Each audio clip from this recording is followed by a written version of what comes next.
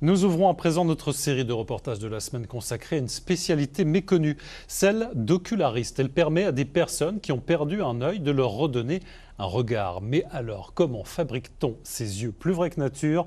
Nous avons suivi une patiente, elle se prénomme Céline. Sophie Mercier et Robin Droulez. Bonjour Céline. Bonjour. On peut y aller. Il y a 5 ans, Céline a perdu son œil droit.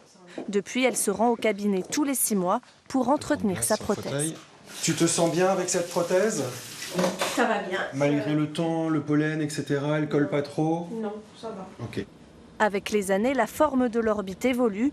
Aujourd'hui, il est temps de renouveler sa prothèse. Première étape, effectuer un moulage de l'intérieur de sa cavité.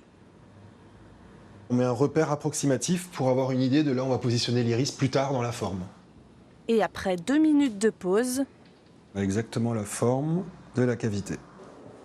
commence alors un véritable travail d'artisan dans l'atelier de Romain, qui réalise une prothèse en résine sur mesure grâce à un moule en plâtre. Je ferme tout ça. Et ensuite, c'est parti pour une demi-heure, sous pression, dans ma cocotte. Objectif, réaliser une copie parfaite de l'œil valide de la patiente. Un travail d'une grande précision à l'aide d'un simple pinceau et de quelques pigments. Je vais commencer par peindre la petite auréole après la pupille. Donc la pupille, c'est le noir de l'iris.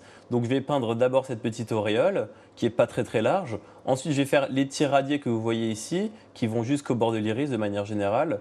Et ensuite, je vais faire le petit pourtour qui est souvent plus sombre que le reste de la couleur. Et en fait, je vais vraiment appliquer couche par couche des couches translucides et qui au final va donner un rendu très fondu, mais en même temps détaillé, et pour arriver à un résultat le plus proche possible de la patiente. L'iris s'est ensuite incrustée dans la prothèse en résine et recouverte d'un voile jaunâtre ou bleuté. Donc c'est très subtil, hein, mais ça change quand même la teinte de masse claire. Rien n'est laissé au hasard, chaque vaisseau sanguin est méticuleusement reproduit. Du coup, pour mettre les vaisseaux, ce sont des fins fils de laine rouge que je vais effiler au maximum pour les avoir le plus fins possible. Ne reste plus qu'à la polir pour lui donner tout son éclat. Et voilà une prothèse terminée et bien polie. Une prothèse ultra réaliste qui a changé la vie de Céline. En 2019, on lui diagnostique un cancer rare de l'œil. 4 jours plus tard, on lui retire le globe oculaire. À cette époque, difficile de se regarder dans une glace, mais la pose de la prothèse a tout changé. 10 jours après l'opération, je me suis retrouvée au cabinet Burner et je suis repartie donc avec une prothèse provisoire. Le premier réflexe que j'ai eu, c'était d'appeler ma sœur et de lui dire « regarde comme c'est beau ». Et en fait, elle en a pleuré de me voir comme ça. Je pense qu'elle a réalisé plus vite que moi.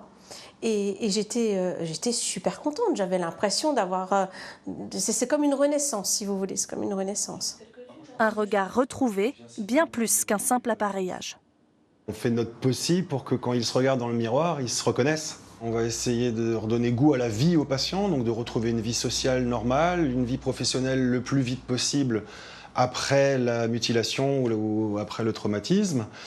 Et de le voir sourire et être rassuré, c'est une première satisfaction pour nous. Et après, c'est le temps qui fera les choses. Et si on arrive à lui redonner goût à la vie normalement, c'est quelque chose qui est gagné, quoi.